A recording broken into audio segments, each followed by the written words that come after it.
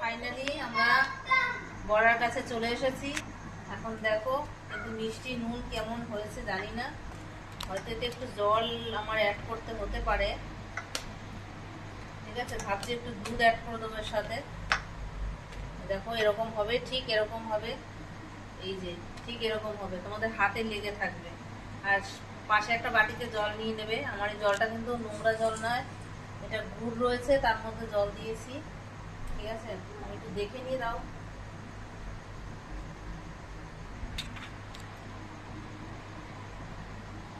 ও সেটা দুধের মধ্যে দেবো তো, তখন চিনি দেবো। আর এরকম করে বড়াগুলো আমি তেল আমার গরম হয়ে গেছে, রিফাইন্ড অয়েল নিয়েছি,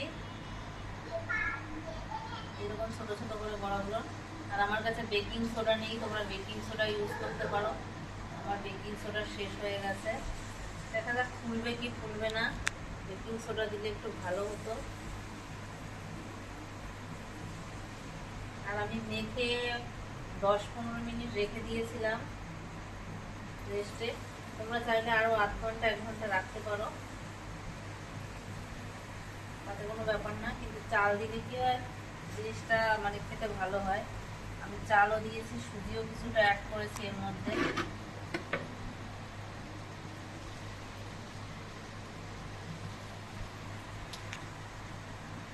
এটা আমার ছেলে খুব ভালো খায়।